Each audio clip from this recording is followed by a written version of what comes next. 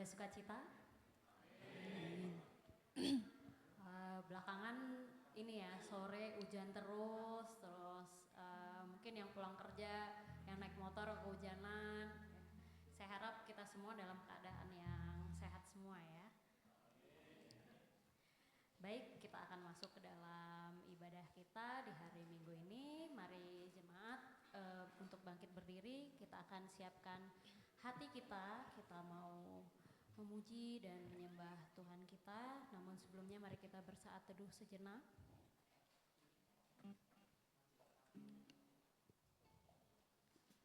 Mari pujilah Tuhan, hai semua hamba Tuhan yang datang melayani di rumah Tuhan pada waktu malam. Angkatlah tanganmu ke tempat kudus dan pujilah Tuhan. Mari kita pujikan kasih dari sorga.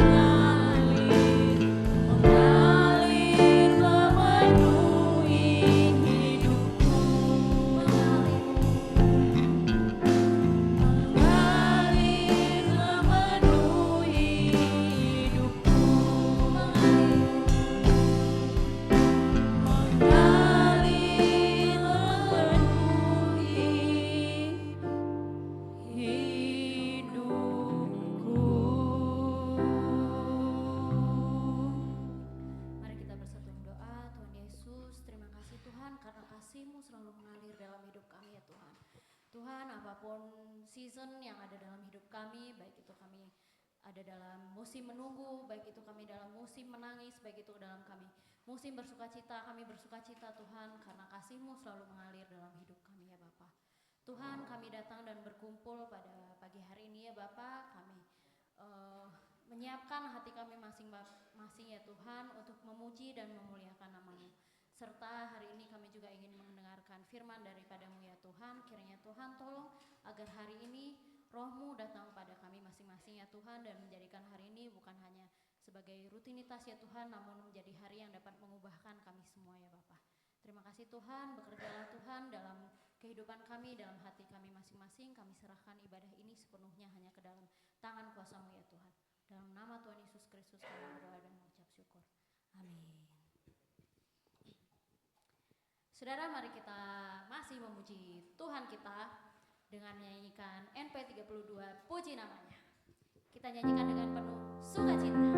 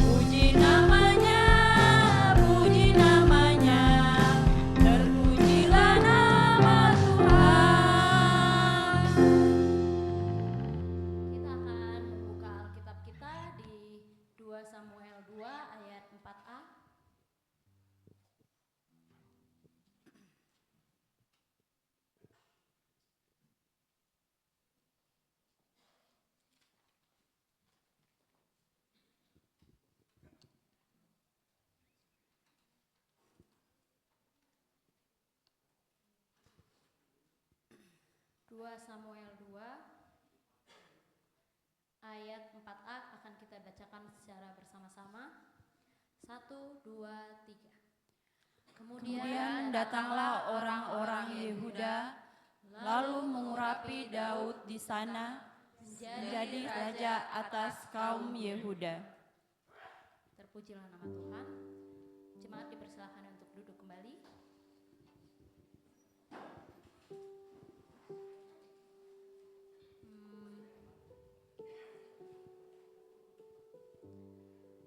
Saudara, saya nggak tahu saat ini saudara ada dalam musim yang seperti apa.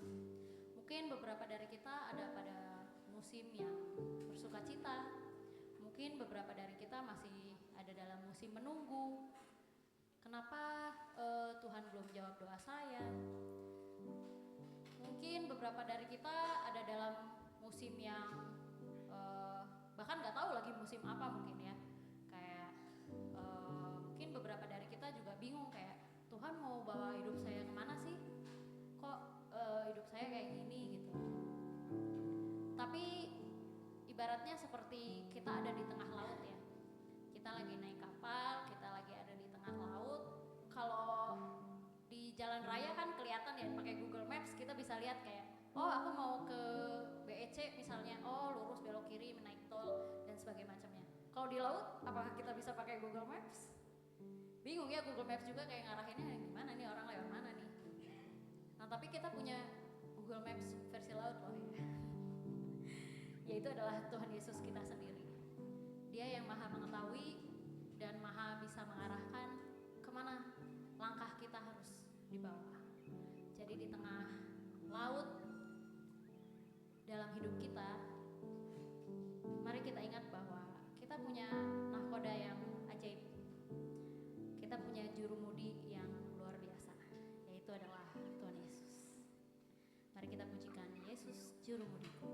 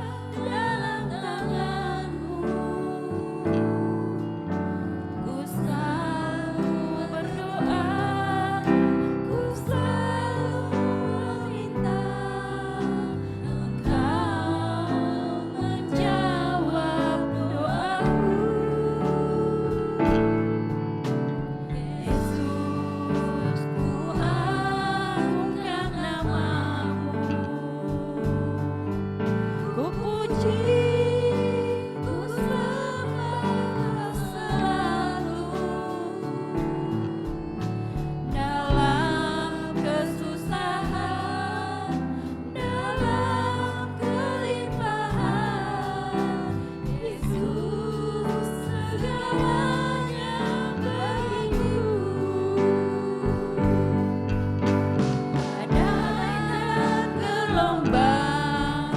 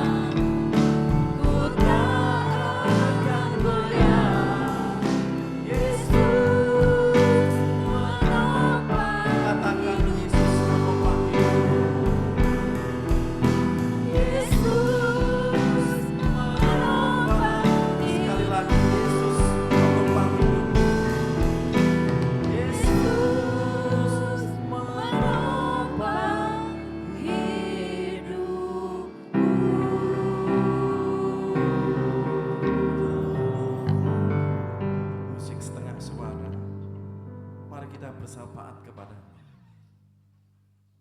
Terima kasih Bapa. Engkau selalu menjadi juru mudi kami. Tatkala kehidupan kami banyak tantangan, tatkala badai keluarga kami di tengah ombak yang besar, di tengah-tengah kesulitan, tatkala ekonomi kami, kesehatan kami, bahkan iman kami mulai lemah, Engkau selalu menjadi juru mudi kami. Engkaulah nahkoda Tuhan yang membuat kami bisa kokoh sampai hari ini atas kemurahan. Karena itu Bapa, dengan kerendahan hati kami menaikkan syukur segala perkara yang Tuhan izinkan dalam hidup kami. Segala kesulitan yang saat ini sedang kami imani akan mendatangkan berkat. Bahkan sukacita yang Tuhan limpahkan dalam hidup kami. Kami mensyukurinya. Karena Engkau memimpin, Engkau menahkodai hidup kami. Sehingga kami tidak karam, bahkan hancur perahu kami. Karena itu kami menaikkan syukur di hadapan Engkau hari ini. Terima kasih kekuatan, hikmat yang Tuhan anugerahkan bagi kami. Dan hari ini Bapa, kami menyerahkan saudara-saudara kami di dalam pemulihan kesehatannya. Engkau jamah, Engkau sembuhkan. Kami ingat Ibu Pipin. Terus kesehatan anak kami Juan. Kesehatan pemulihan Ibu Arin. Mungkin kesehatan keluarga kami Tuhan yang saat ini, bahkan dalam ruangan ibadah ini sedang sakit. Tuhan menjamahnya. Tuhan memulihkannya. Sehingga saudara-saudara kami di dalam pemulihan dari Engkau. Bapa, kami juga menyerahkan segenap kaum muda, remaja dikira apapun pergumulannya itu Tuhan. Baik pekerjaan, teman hidup, maupun studinya ingin selesaikan, Tuhan campur tangan. Sehingga anak-anak kaum muda remaja kami tidak tersesat, tapi jalannya selalu mentaati. Karena di dalam Engkau Tuhan ada solusi. Bapa, kami menyerahkan para orang tua kami dimanapun keberadaannya, termasuk kesehatannya, baik jasmani dan rohani, kadang rapuh dengan segala keadaan. Di dalam Yesus Kristus, Engkau berkati setiap orang tua kami, baik jasmani maupun rohani. Kami juga ingat Tuhan setiap kegiatan gerejamu, terkhusus Natal, baik Natal PAUD, baik Natal di gereja 21 Desember maupun Natal BPD tanggal 2 Desember. Berkatilah Tuhan panitia-panitia yang sudah mempersiapkan, guru-guru PAUD yang sudah mempersiapkan, sehingga Natal ini membawa sukacita. Kami mengingat kasih-Mu bagi dunia. Kami mensyukuri karya Tuhan yang sudah nyata dalam hidup kami. Bapa, kami menyerahkan pesta demokrasi yang diadakan secara nasional esok 27 November. Minggu ini berkatilah Tuhan, baik KPU, pusat, provinsi, kabupaten, kota, dan semua yang bertugas, sehingga pilkada tahun ini membawa berkat bagi daerah di dalam kepemimpinan 5 tahun ke depan. Dan keamanan, Tuhan akan pakai TNI, Polri, semua lapisan masyarakat, sehingga pilkada pesta demokrasi berjalan dengan baik, aman. Kami menyerahkan semua pesta demokrasi ini ke tangan kuasa Engkau. Inilah Bapa rasa syukur kami. Biarlah kemuliaan, hormat bagi nama Engkau di dalam Putra-Mu Yesus Kristus. Kami menyerahkan doa dan syukur ini. Amin.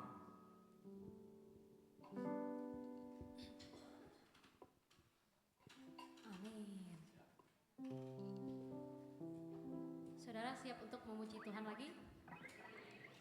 Mari kita bangkit berdiri. Kita serukan namanya karena Yesus itu Tuhan Raja. Dia luar biasa.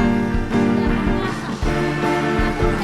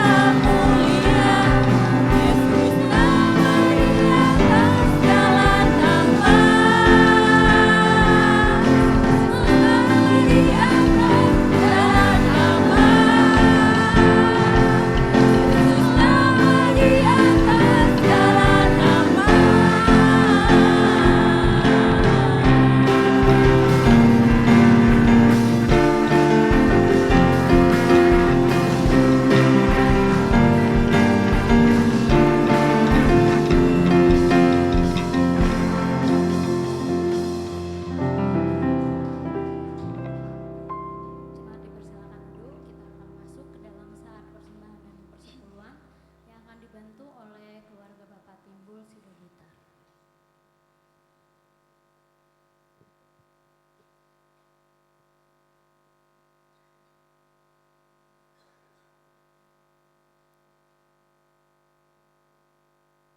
Persembahan akan dipimpin oleh Ibu Parti. Mari kita bersatu dalam doa. Bapa dalam surga, mengucap syukur untuk Tuhan untuk setiap kasih Tuhan. Terlebih pada hari ini Tuhan, kami boleh bersama-sama bersatu memuji memuliakan nama-Mu. Dan sebentar Tuhan, kami akan mengembalikan persembahan dan perpuluhan kami. Terimalah Tuhan persembahan ini, kiranya persembahan ini hanya boleh untuk memuliakan nama-Mu saja. Terima kasih Tuhan, haleluya, amin.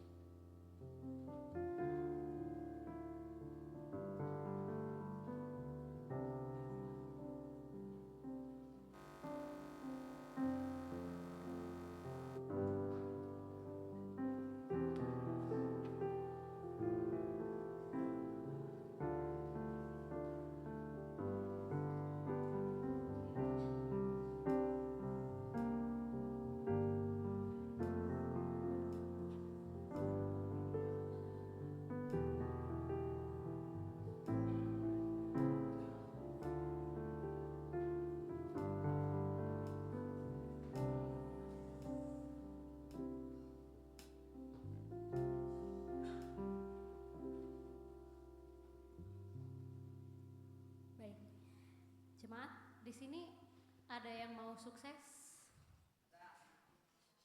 Cuman satu orang, Mbak Evi dong. Sisanya nggak mau sukses nih berarti. Ada yang nggak mau sukses? Mau sukses semua ya kayaknya. Nah sebenarnya apa sih makna kesuksesan itu? Nanti akan dijelaskan lebih lanjut oleh Bapak Pendeta Hosea. Nah sebelum kita mendengar apa makna kesuksesan, kita akan mendengarkan persembahan pujian dari PKMB dan PKRB. Kepada PKMRB dipersilakan.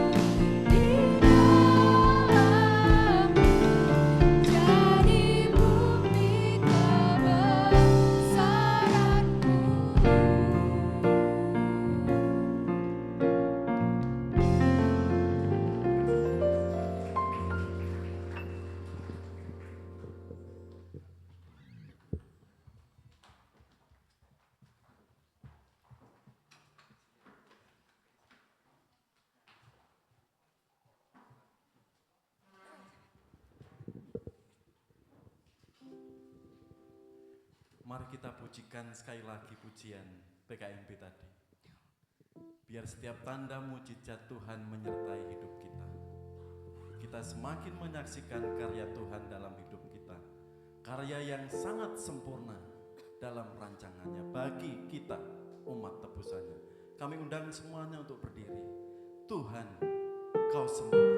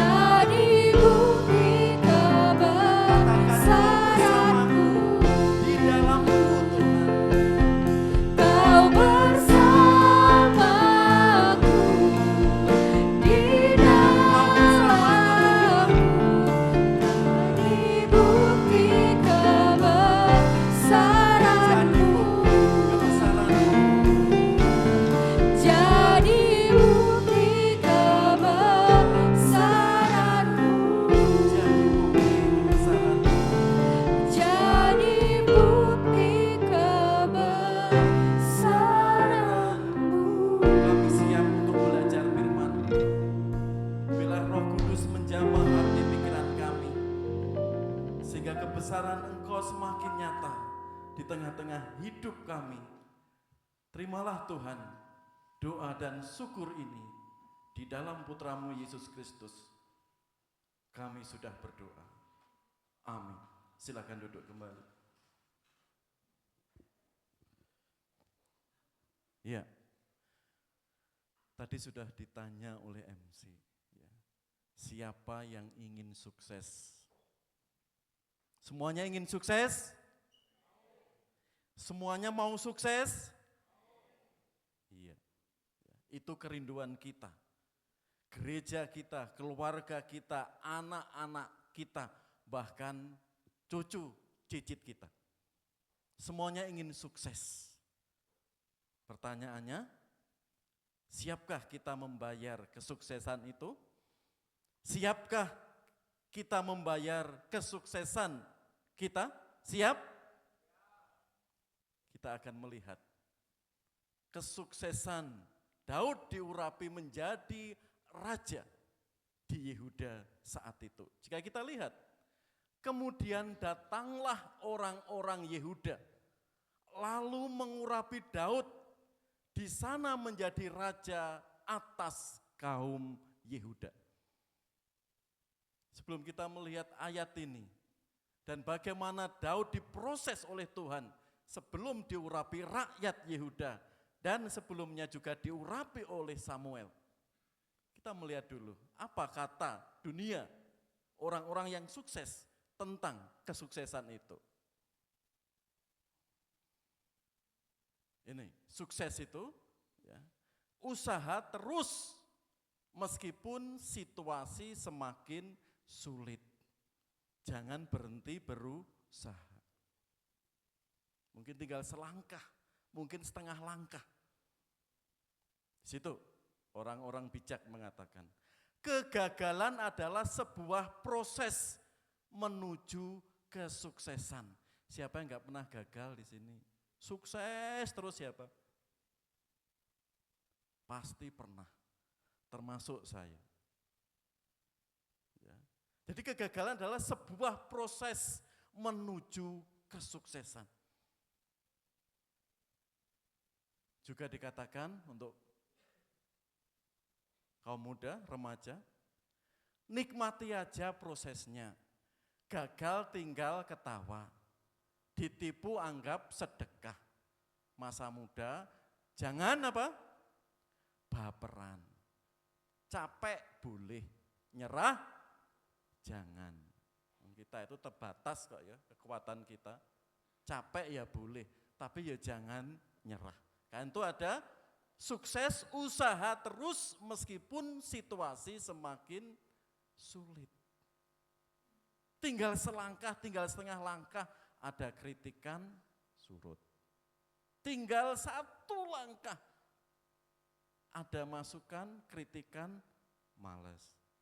Karena itu dikatakan di situ, jangan baperan. Mungkin generasi X, Z, baperan itu apa? Jangan mudah terbawa perasaan, jangan mudah tersinggung. Titik dimasukkan dalam hati, sedikit-sedikit dimasukkan dalam hati. Akhirnya apa? Timbullah akar pahit. Kalau sudah orang itu baperan, ya udah, ya, dia tidak bisa mengontrol dirinya. Satu lagi kata orang sukses, lanjut.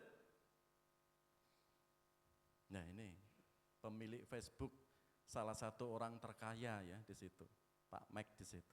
Lebih baik mencoba sesuatu dan gagal daripada, pasti tahu di sini titik-titik itu, daripada duduk manis. Suruh nyoba, kerja sana ditolak, kerja sini ditolak, udah menyerah. Ya. Kata Pak Mac, orang terkaya di Amerika, ya, pemilik Facebook di situ, penemu di situ ya, mengatakan itu lebih baik mencoba sesuatu dan gagal daripada belas nggak pernah nyoba. Ya. Juga Jack Ma di sini, ya, dari keluarga sangat sederhana dia di Cina sana. Bekalnya cuma apa? Bahasa Inggris. Dia mau nyoba sana, nyoba sini, ditolak sana, ditolak sini. Bahkan secara nilai IQ dia rendah, tapi karena usaha. Karena itu dikatakan apa? Jangan menyerah. Hari ini keras, besok akan semakin berat, tetapi lusa akan indah. Ada berkat, ada kebahagiaan yang menunggu. Itu orang-orang sukses. Mendorong, memberi spirit, semangat bagi orang yang mau mengikuti jejaknya. Kesuksesan sejati adalah ketika kita membuat orang lain bahagia. Kok bisa Pak nggak punya uang itu, nggak punya pangkat, nggak punya sesuatu yang menolong, Anda bisa tersenyum, berdiri di depan, itu sudah suatu kebahagiaan. Daripada penerima tamu mencucut, ditamami tamune senyum dia, disalami tamune dia. Tapi kalau pelayan di bank apa? Senyumnya. Pramugari kalau mau naik pesawat ya, senyumnya. Bisa dibantu apa, Pak? Bisa dibantu apa? Ya toh? Senyumnya dikeluari dan menawarkan kata-kata yang enak didengar. Jadi di situ, setiap orang yang ingin berhasil maka dia akan merelakan rasa lelah dan meninggalkan rasa malasnya. Di sini ya, setiap orang yang ingin berhasil maka dia akan merelakan rasa lelah dan meninggalkan rasa malasnya. Dia latihan biola, capek-capek ya, latihan, jangan latihan seminggu sekali. Kunci orang bisa musik itu 10 menit, 15 menit sehari, daripada 2 jam seminggu sekali. Memang capek, ya. Tapi hasilnya akan terlihat. Malas itu mewarnai hidup kita. Tapi bagaimana kita bisa main lebih baik dan sebagainya di situ apa? Kadang ada rasa lelah dan meninggalkan rasa malasnya. Di sini saudara, secara umum lazimnya bagaimana kesuksesan di situ. Lanjut, kita melihat di sini, ya, bagaimana Daud diurapi oleh rakyat Yehuda. Kemudian datanglah orang-orang Yehuda, lalu mengurapi Daud, di sana menjadi raja atas kaum Yehuda. Memang Yakub, nenek moyangnya Daud, sudah menubuatkan di Kejadian 39 ayat 10. Kerajaan Yehudalah yang akan mewarisi tahta kerajaan Mesias kelak. Memang ini sudah dinubuatkan oleh nenek moyang Daud. Tapi kaum Yehuda, terkhusus keturunan Isai, terkhusus Daud, meskipun sudah dinubuatkan dan itu anugerah dari Tuhan, Daud harus membayar mahal. Kalau ingin menjadi orang sukses di hadapan Tuhan dan di mata rakyat Israel. Disinilah yang akan kita lihat bagaimana rakyat Yehuda dan Samuel yang sudah mengurapinya. Kita melihat bagaimana Daud diproses oleh Tuhan. Proses sebelum Daud menjadi raja. Ini sudah kita pelajari kurang lebih 1 bulan ini. Tantangan Daud yang pertama dari keluarganya. Tuhan sudah mengutus Samuel, kunjungi keluarga Isai. Ingat, kedudukan Samuel sebagai orang nomor 1 di Israel saat itu. Karena Saul sudah mengecewakan Tuhan. Kunjungi, kamu pergi ke rumah Isai. Apa yang terjadi? Tentunya sudah diumumkan akan berkunjung ke rumah Isai. Lalu Isai mengumpulkan semua anak-anaknya, kecuali Daud. Kalau mau ada presiden audisi anak kita, dan anak kita itu 1 enggak ada, berarti yang salah siapa? Kan orang tuanya.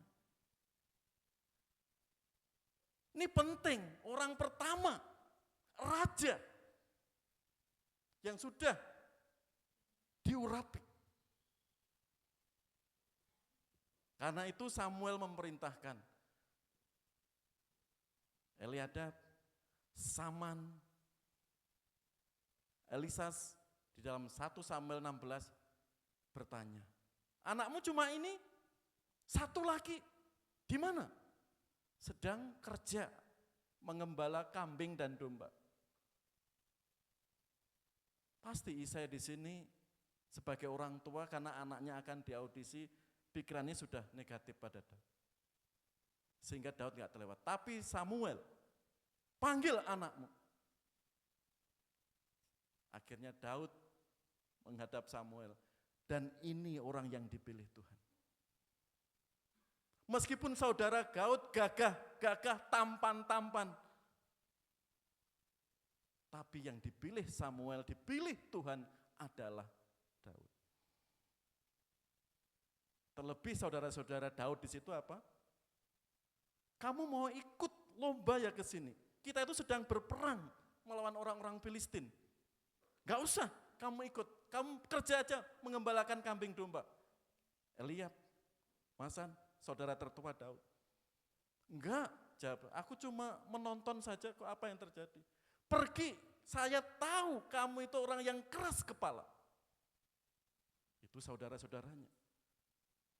Saudara pertama dari keluarga. Ayahnya sudah enggak memberitahukan. Kakak-kakaknya sudah enggak respect. Ternyata Tuhan memilih Daud. Artinya apa? Dari keluarga ada tantangan. Sekarang dari bangsa Filistin. Tatkala Saul sudah menyerah, rakyat sudah menyerah, Daud tampil menghadapi Goliat. Sudah kita lihat kemarin. Dari Saul tatkala Daud sukses memenggal kepala Goliat dan dijanjikan 3 hal kemarin. Anak perempuan Saul, terus bebas pajak, enggak hanya Daud ya, dan keluarganya, terus diberi kekayaan. Seharusnya itu diterima Daud, tetapi apa? Saul ingkar janji. Bahkan gak hanya sekedar ingkar janji, dia bagaimana ingin membunuh Daud dengan tombaknya.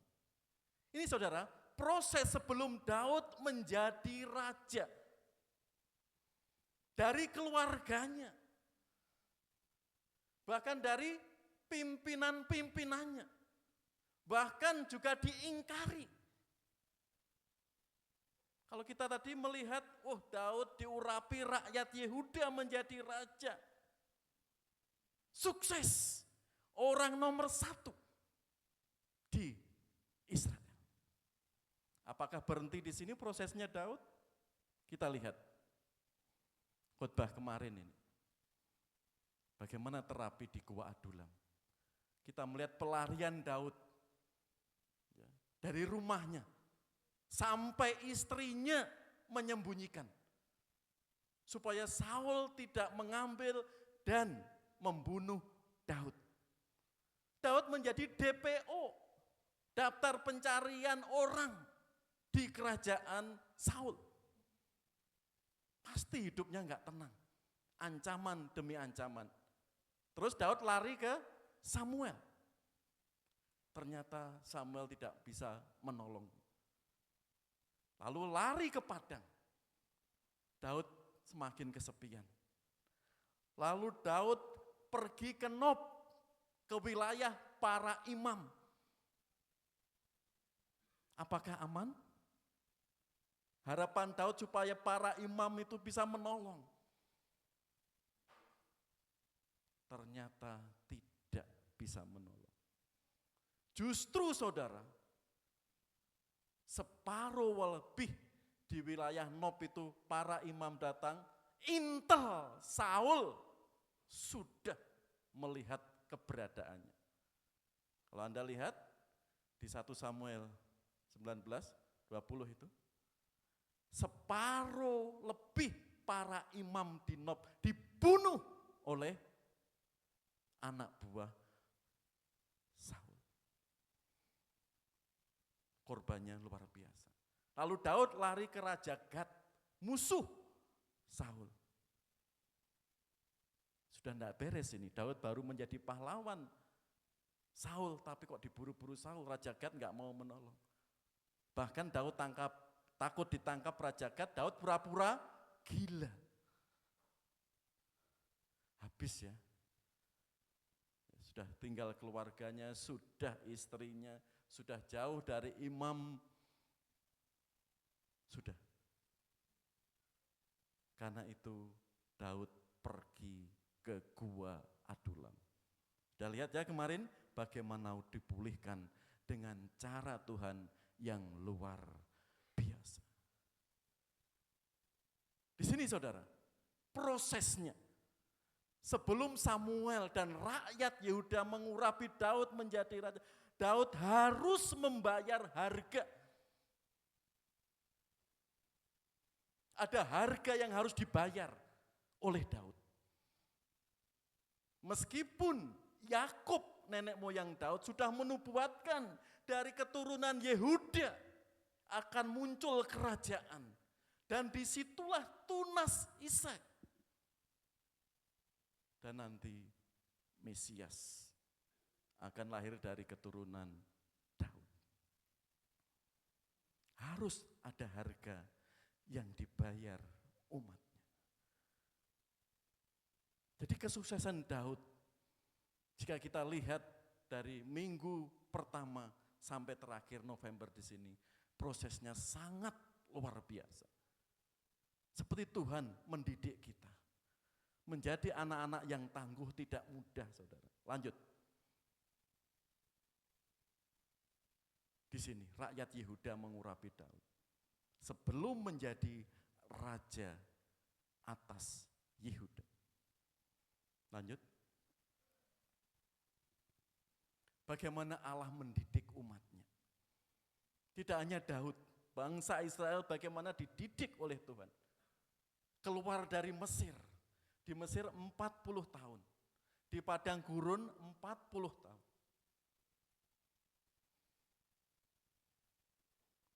Kalau Anda lihat peta di sini, Allah mendidik umatnya luar biasa. Seharusnya dari Mesir langsung atas itu cuma sebulan 2 bulan jalan kaki. Tapi mengapa sampai 40 tahun? Enggak mudah. Umat Israel harus dididik oleh Tuhan secara langsung. Panas, dingin, kekurangan air, kekurangan makan. Bagaimana Allah mendidik umatnya di sini? Kan itu ada ayat, lanjut. Di sini, Ibrani 12, 5-10 di sini. Dan sudah lupakah kamu akan nasihat yang berbicara kepada kamu seperti kepada anak-anak? Hai anakku, janganlah anggap enteng didikan Tuhan dan janganlah putus asa apabila engkau diperingatkannya. Karena Tuhan menghajar orang yang dikasihinya dan ia menyesah orang yang diakuinya sebagai anak. Jika kamu harus menanggung ganjaran, Allah memperlakukan kamu seperti anak. Di manakah terhadap anak yang tidak dihajar oleh ayahnya? Tetapi jikalau kamu bebas dari ganjaran yang harus diderita setiap orang, maka kamu bukanlah anak, tetapi anak-anak gampang. Selanjutnya, dari ayah kita yang sebenarnya kita beroleh ganjaran dan mereka kita hormati. Kalau demikian bukankah kita harus lebih taat kepada Bapa segala roh supaya kita boleh hidup? Sebab mereka mendidik kita dalam waktu yang pendek sesuai dengan apa yang mereka anggap baik. Tetapi Dia menghajar kita untuk apa? Kebaikan kita. Supaya kita beroleh bagian dalam kekudusan. Di sini saudara, Allah enggak ingin menjadikan kita anak-anak gampang. Sering saya sampaikan, di sini ada orang tua yang mau menyekolahkan di sekolah anaknya itu enggak ada ujian, masuk boleh, enggak boleh. Mau orang tua seperti itu? Halo para ibu, para bapak, ada? Enggak Pak, justru teman saya itu mamanya, Bu kok enggak ada PR, Bu Eni kok enggak ada PR, Bu Resti kok enggak ada PR. Orang tuanya semangat. Bagus itu. Tapi ada orang tua yang mau menyekolahkan anaknya di mana enggak ada ujian, telat boleh, masuk seenaknya. Tentunya orang tua enggak mau. Bapak kita juga gitu. Terlebih semakin ke sini apa yang terjadi? Istilah-istilah di situ ya. Hajaran, ujian, tes. Cenderung apa? Dihindari. Ya Pak Wadoyo ya. Dulu itu ada istilah tes tengah semester, TTS. Ujian akhir semester. Ujian tes. Sekarang apa Pak Wardoyo? Ya, PAS. PAS. Penilaian akhir semester.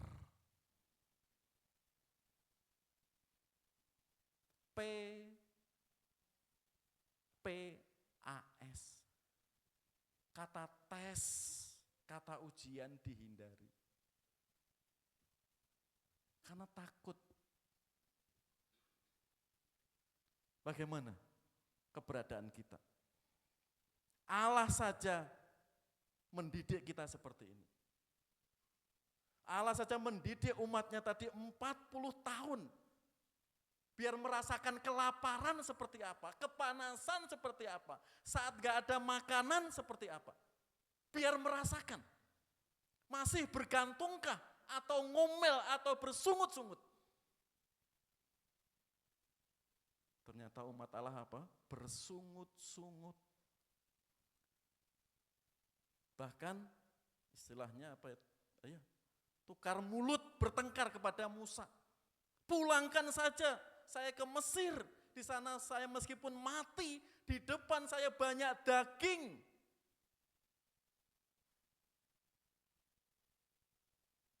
Saudara yang dikasih Tuhan. Kecenderungan kita apa? Menjauhi ujian. Tes dalam kehidupan itu. Sehingga otot-otot rohani kita enggak terlatih. Disinilah Bapa segala Raja dalam hidup kita mendidik di situ. Tuhan menghajar orang-orang yang diakuinya sebagai anak. Jadi kalau kesulitan hari ini diizinkan Tuhan, bagaimana kita memaknainya? Bagaimana kita mensyukurinya? Kalau berkat ini hadir di dalam kita, bagaimana supaya kita enggak seperti bangsa Israel? Tak turun di mana ya dari surga. Ternyata bangsa Israel apa ini kesempatan, disimpan. Kesempatan, disimpan supaya besok enggak kelaparan. Padahal Tuhan sudah hari ini. Kan cadangan Pak, karena itu juga usaha. Tapi firman Tuhan katakan apa? Habiskan untuk hari ini. Tapi Israel menimbun itu dan akhirnya luar biasa dampaknya. Lanjut. Proses sebelum Yusuf sukses. Tadi sekolah minggu Pak Mister membahas kesuksesan Daniel sampai ketaatan akhirnya. Masih ingat apa kelemahan Daniel tadi? Mas Rahman masih ingat apa kelemahan Daniel tadi? Kelemahannya satu. Apa tadi? Sehingga temannya bisa menjerat dia. Apa? Hah? Masih ingat? Nel?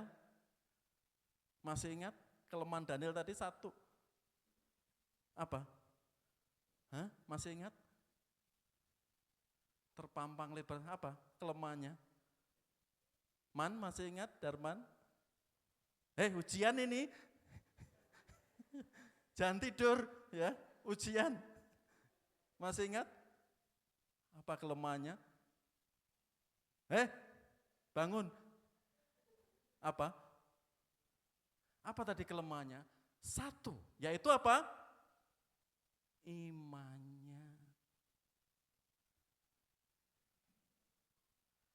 A sampai Z, gak ada kesalahan Daniel. Sangat-sangat jujur. Tapi satu, imannya. Ya. Bayangkan, 4 pemerintahan, 4 raja, itu bisa 40 tahun loh. Kalau sekarang kan cuma 5 tahun, 4 tahun gitu tuh ya presiden. Saat itu bisa 20 tahun bayangkan. Daniel hidup di dalam 4 raja, tapi selalu diberi kepercayaan. Karakternya, istilah Pak Mister tadi, apa itu? Mutiara, permata ditempatkan dimanapun akan terlihat apa? Mutiara. Enggak akan ikut arus. Pasti akan dicari. 4 raja. Kalau di pemerintahan kita, Bu Sri Mulyani ya, zaman Pak SBY, zaman Pak Jokowi 2 kali. Memang diakui dunia Ibu Sri Mulyani, Menteri Keuangan. Kalau enggak ada karakter dan ketegasan, mungkin enggak dipilih. Kita lihat Daniel tadi. Kita melihat Yusuf proses sebelum sukses apa yang terjadi. Saudaranya rintangannya seperti Daud tadi. Bagaimana saudara-saudaranya ini ke-11 saudaranya membenci dia. Saking bencinya ada niat membunuh. Gak usah dibunuh. Lalu usul apa? Dibuang ke sumur. Wah, ada saudagar-saudagar kaya orang Median. Dari sumur diambil, dijual ke orang-orang Median. Karena orang-orang Median mau ke Mesir. Apa yang terjadi? Di Mesir oleh orang-orang kaya ini Yusuf dijual. Dan disitulah dijual ke Potifar. Menjadi budak di rumah Potifar. Setelah beberapa tahun di rumah Potifar, Yusuf semakin bersih. Ketampanannya semakin nampak.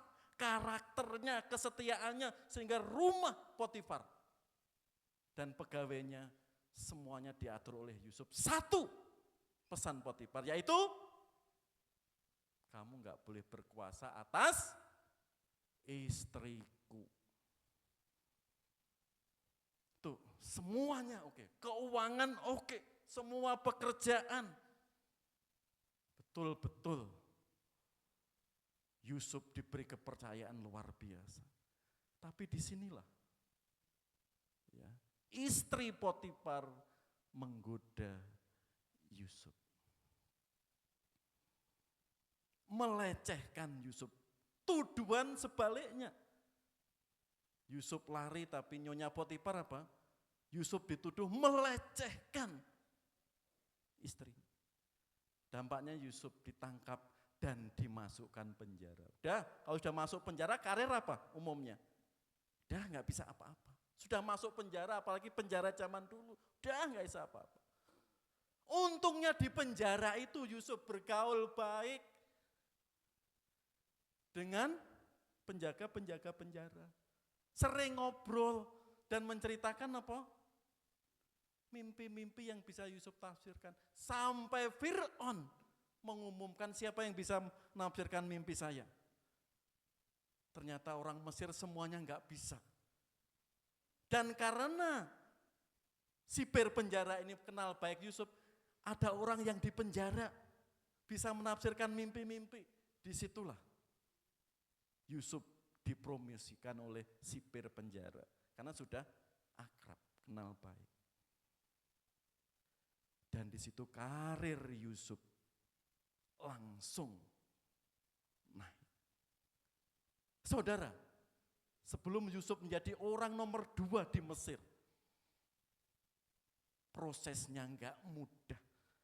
Kan itu proses di sini saudara. Siap enggak kita menanggung proses di situ? Memang menyakitkan. Tatkala kita istirahat harus gini, harus gitu. Saat diproses memang enggak enak. Saat dihajar memang enggak enak. Saat dikritik memang enggak enak. Saat ditegur memang enggak enak.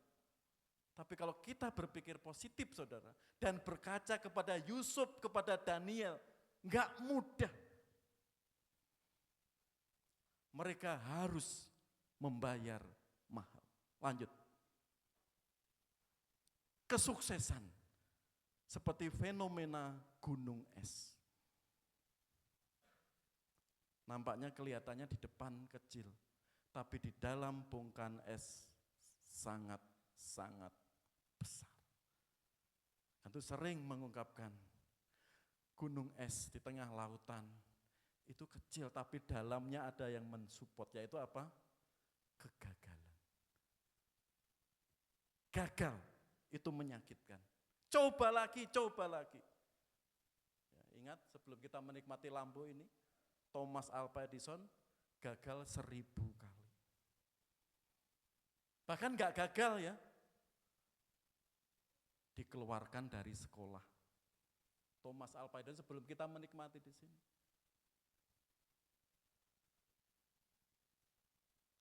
Anak nggak bisa dididik, sekolah nggak sanggup. Tapi apa? Sebagai seorang ibu, dicap sebagai anak yang gagal, surat dari sekolah justru sebaliknya. Ibu Hana itu memikirkan apa? Padahal sekolah kata-katanya sudah menjelekkan, tapi ibu yang baik itu apa? Kamu anak yang pintar. Sekolah belum bisa mengatasi kamu. Karena itu ibu akan mendidik kamu. Enggak semakin ngompori ya. Sekolahnya enggak becus, enggak betul, kepala sekolahnya enggak betul dan sebagainya. Tapi ibu itu memberi kata-kata positif dan berdampak pada Thomas Alva. Gagal 1000 kali. Orang yang sukses apa? Ada kekecewaan, pernah dikecewakan. Berikutnya, kesuksesan, ada kegigihan, persistence. Harus gigih. Tadi, aku bertekad. Ada tekad, ada kegigihan. Ada kritikan, jangan baperan. Mudah tersinggung, mudah dimasukkan hati. Padahal tinggal selangkah kamu sukses. Ada kata-kata yang pedas di telinga. Gagal maning, gagal maning. Sukses juga perlu dedikasi. Ada fokus, goal, tujuan itu. Oh, tahun ini saya mau ini. Tahun ini saya mau ini. Karir saya mau ini. Wah, meskipun gagal, meskipun ada kekecewaan, meskipun harus dibayar lebih gigih lagi, ada tujuan enggak asal. Saya ke gereja ada tujuan ingin memuliakan Tuhan, ingin menyembah Tuhan. Tidak ada. Cucianku sudah beres, setelanku sudah rapi semua, rumahku sudah bersih semua. Ya udah, aku ke gereja.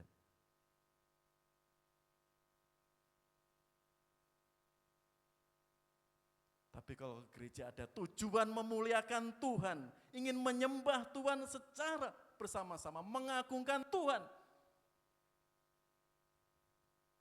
Beda nilainya saudara. Anda pulang pun mendapat firman Tuhan juga beda. Kalau hanya ke gereja asal, apa? Semuanya sudah beres. Di sini. Ada disiplin waktu. Oh, besok saya akan tugas, gak usah nonton MU dulu. Takut saya ketiduran, dan telat lagi. Nah, ada disiplin. Ingin main bagus, latihannya gak disiplin. Ya udah, tujuannya lama. Seharusnya 3 tahun, dia 5 tahun, enggak disiplin. Ada pengorbanan, mau berkorban. Ya temanku semuanya istirahat, Sabtu itu ya enak-enak gitu loh, Minggu itu ya shopping. Mau kita lazimnya gitu ya. Harus latihan ini, harus latihan itu. Harus ini, harus itu. Kita mau mengesampingkan dan mau berkorban. Kadang anak, mumpung orang tua kan bisa membiayai. Sekolah disia-siakan. Orang tua bisa menyupport, kamu bisa les ini, kamu bisa les itu, disia-siakan. Tapi main game, nonton TV jam-jam betah. Apalagi anak sekarang ya. Ya. Di rumah full wifi, full internet. Tidak dimanfaatkan dengan baik. Di sini mau berkorban. Sekarang apalagi kalau orang tua sudah ada visi gitu ya, banyak anak-anaknya itu dimasukkan homeschooling. Bayarannya podo karo sekolah reguler. Ya, sepenting orang tua disiplin, waktunya, target belajarnya ini, tapi dia banyak waktu untuk skillnya, untuk keterampilannya. Karena fokusnya mungkin musik, anakku sekolah homeschooling. Yang penting punya ijazah. Ada yang fokus seperti itu. Bayarannya sama. Sehingga waktu anak saya nggak terbuang di sekolah. Ada yang fokus seperti itu. Dan yang nggak kalah penting apa? Bekerja keras. Kemarin saya melihat di TikTok. Kan kemarin musim banyak perguruan tinggi swasta, negeri, dan diwisuda. Ada seorang mahasiswa WA ke rektornya begini. Pak Rektor, tolong berikan 1-2 kalimat pada saya. Bagaimana saya bisa menjadi orang sukses?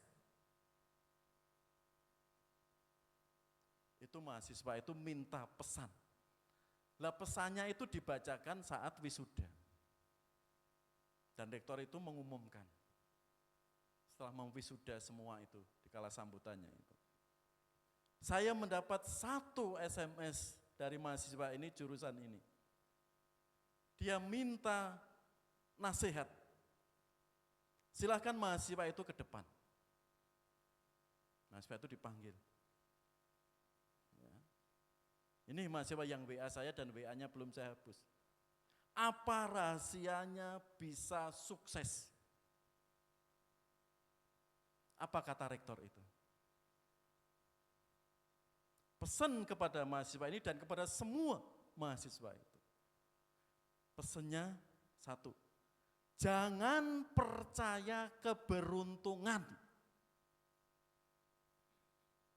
atau aji mumpung atau secara instan untuk sukses itu. Kamu harus, yang kedua ya, bekerja keras. Nah, pesannya cuma itu. Jangan percaya keberuntungan. Nanti kalau nasibnya kaya ya jadi kaya, sukses ya. Jangan. Tapi apa pesannya? Harus bekerja keras. Dah, silahkan duduk lagi. Itu saudara. Kerja keras bagian dari kesuksesan. Jadi 7 di sini, fenomena gunung es. Orang-orang yang sukses hari ini kelihatannya itu kecil, tapi pondasinya di situ apa? Di situ ada kegagalan, pernah dikecewakan, ada kegigihan, ada dedikasi, ada disiplin, mau berkorban dan bekerja keras. Daud sudah memenuhi kualifikasi ini. Pernah gagal, kecewakan, kekecewaan, gigih, nggak menyerah. Ada tujuan, dedikasi, disiplin. Perintah Saul ini maju, mau berkorban. Dia mau mengampuni Saul. Ya. Dan kerja keras. Ini saudara, kesuksesan. Kita rindu sukses, tapi kadang kita nggak mau gagal, nggak mau dikecewakan. Kita asal kerja, sering telat, sering malas, apalagi untuk kerja keras, nggak mau. Lanjut. Dengar cerita ini ya, 2 minggu ini. Guru ini sudah 15 tahun menjadi guru honorer. Ini di Sulawesi Tenggara. Guru Supriyani di sini. 15 tahun menjadi guru honorer. Gajinya 300.000. wali kelas 1A, yang satunya 1B. Sampai bicara Menteri Pendidikan yang baru, Ketua DPR angkat bicara, bahkan Polri tertinggi Sigit juga komentar. Sebelum dia diangkat menteri secara langsung menjadi PNS, harus ada harga yang dibayar. Guru Supriyani di sini. Awal April 2024, Supriyani dituduh apa? Memukul anak didiknya kelas 1, di pahanya sini ada gosong membiru. Kebetulan yang anak kelas 1 itu anak Kapolres di Kendari, Sulawesi sana. Ibunya enggak terima. Karena anaknya kok bekas luka memar membiru itu. Singkat cerita, ada 2 versi. Pengakuan anak pertama itu memang enggak dipukul, jatuh di sawah saat main sama ayahnya. Tapi versi kedua ini pasti dipukul. Anak pertama enggak ngaku, bukan dari sekolah, tapi jatuh di sawah sama bapaknya. Tapi setelah didesak orang tuanya, anak itu ngaku dipukul gurunya. Sebagai anggota Kapolres, ya, saya enggak terima anakku digini. Sehingga dia mengutus Polsek untuk mentuntaskan kasus ini. Polsek Kendari langsung sidak ke sekolah itu.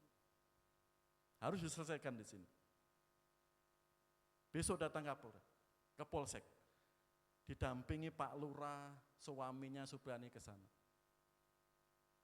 Damai, oke. Besok lagi suruh dana, ibunya sebagai anggota Kapolres, ya istrinya, tetap enggak terima. Selesaikan di Polsek. Sebagai seorang suami guru honorer, enggak mau ini nanti ke pengadilan. Apa yang terjadi, saudara? Suami Supriyani membawa uang 20 juta. Dan itu didampingi kadus kepala desanya, diserahkan ke Kapolsek. Apa yang terjadi? Ternyata di Polsek kodenya gini, bukan gini. Pak Lurah, maksudnya apa? 50 juta. Baru enggak naik urusan hukum atau penjara. Wah, sebagai guru honorer gak bisa. Itu 20 juta sudah cari sana sini. Suaminya bingung. Lalu lapor ke camat. Camatnya baru cawe-cawe dipecat oleh bupatinya. Camat kena imbasnya. Dipecat oleh bupatinya karena camat nggak ngasih tahu perkara ini ke bupatinya. Camatnya kena imbasnya, dipecat. Lalu para guru demo. Sampai Polda turun tangan. Dan sampai wartawan. Dan sampai Menteri Pendidikan terbaru.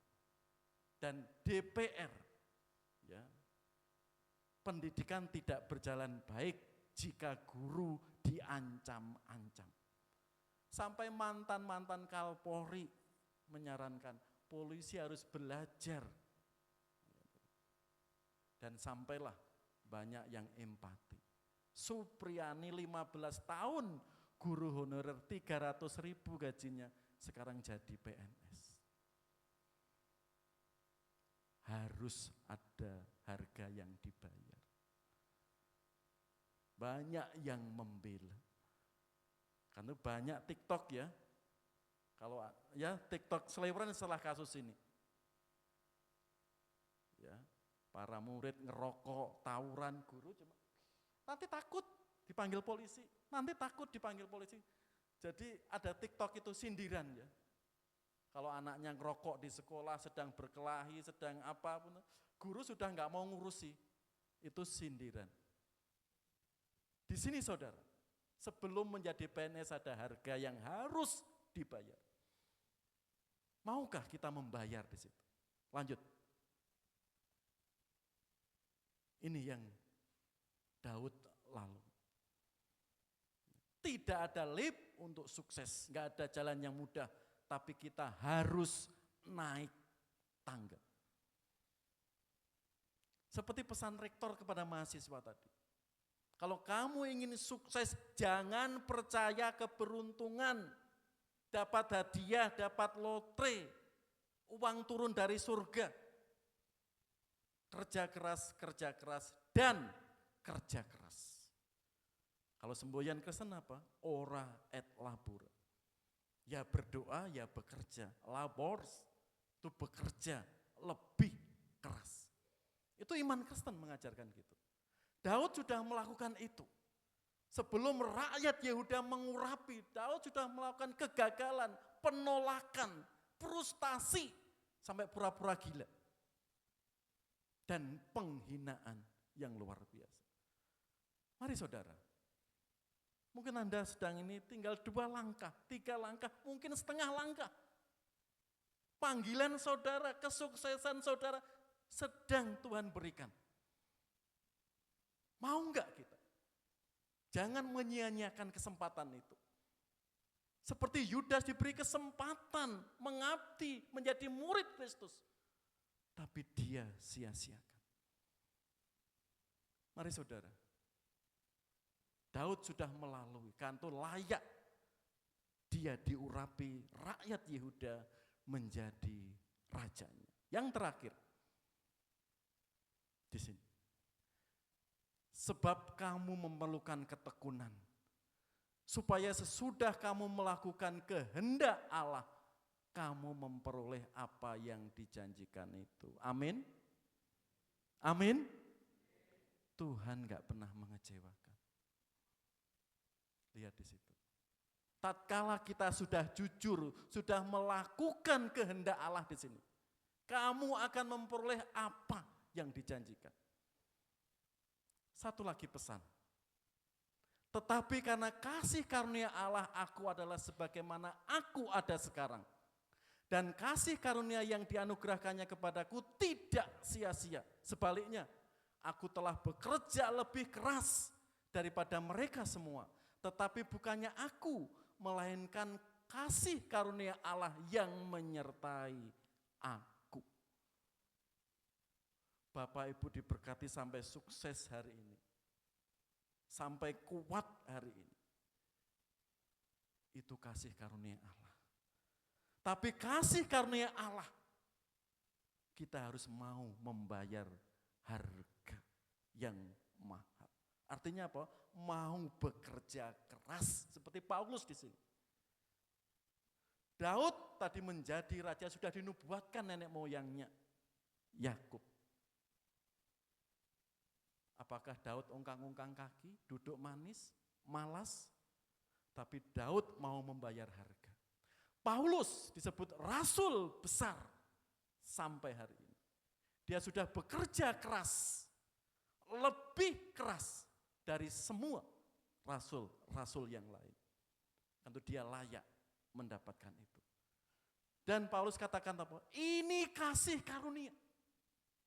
Mari saudara, kasih karunia kita diberikan Tuhan umur sampai saat ini, mari kita manfaatkan dengan baik. Terlebih yang masih muda, jika ada waktu, kesempatan berkarir, berkarya lebih baik, coba. Jika bisa melakukan ini, bisa bekerja ini, dan bisa membagi waktu, coba. Sebab orang-orang sukses harus tadi disiplin, mau gagal dan fokus, dan siap dikecewakan. Inilah Daud.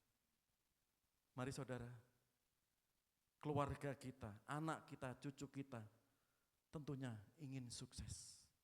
Baik di hadapan Tuhan, maupun kita diberi hidup, diberi ilmu oleh Tuhan di dunia ini. Kita gunakan sebaik mungkin.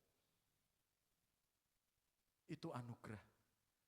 Dan Tuhan mengajak kita.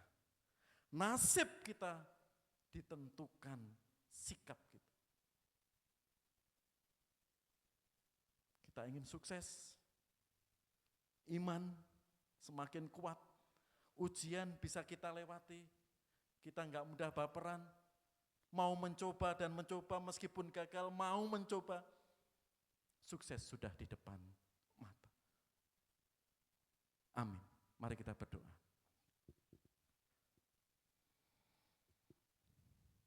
Saudara yang dikasihi Tuhan, silahkan saudara serahkan tujuan hidup saudara. Ini waktu yang indah. Saudara berserah kepadanya. Apa impian, harapan saudara sekarang ini? Pandang Yesus. Seperti firman-Nya tatkala kita melakukan kehendak-Nya, Tuhan akan menggenapi janji-Nya. Ingat Bapak Ibu, kesuksesan sudah di depan mata. Bahkan secara iman, rancangan Tuhan sungguh indah. Mari kita siap membayar harga saat ini. Kegagalan adalah hal yang biasa. Kegagalan adalah keberhasilan yang tertunda. Mari saudara, pandang Yesus. Pandang Yesus yang memberikan kekuatan semangat bagi saudara. Mungkin saat ini seakan-akan gelap. Kekhawatiran melanda. Pandang Yesus. Mungkin seakan-akan suram. Pandang Yesus. Dia akan memberikan terang. Dia akan memberikan kesuksesan. Terlebih saudara, kita diberi anugerah untuk hidup di dalamnya. Ini kesempatan. Dan mari kita berkarya baginya. Bapa, ini kami jemaat-Mu. Ini kami anak-anak-Mu. Ini kami setiap orang tua. Ini kami setiap pemuda remaja. Di hadapan-Mu Tuhan. Kami menyerahkan segala pengharapan kami.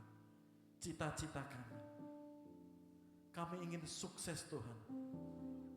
Iman kami semakin kuat di hadapan Engkau. Kami ingin sukses Tuhan. Semakin dewasa. Dan kami juga harus siap Tuhan untuk membayar, untuk berkorban.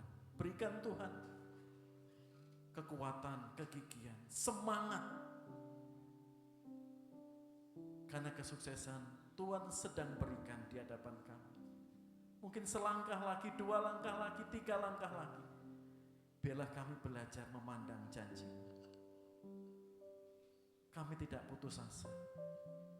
Tapi kami kuat dan kuat di dalam Engkau. Berkatilah Tuhan tiap keluarga kami, anak-anak kami, cucu kami, dengan segala pergumulannya sekarang ini. Memandang Engkau Yesus, yang memberi jaminan kepastian dalam keluarga kami, dalam hidup kami. Berkati Tuhan segala rancangan kami, tujuan kami, hanya di dalam Yesus Kristus. Permohonan ini kami persembahkan. Amin.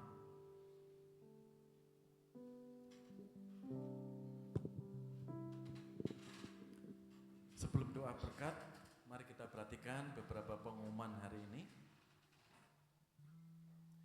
Ya, persekutuan doa besok Rabu. Ya. Firman Tuhan akan dilayani Diakon Wardoyo Ruslan. Kasih Diakon. Ya.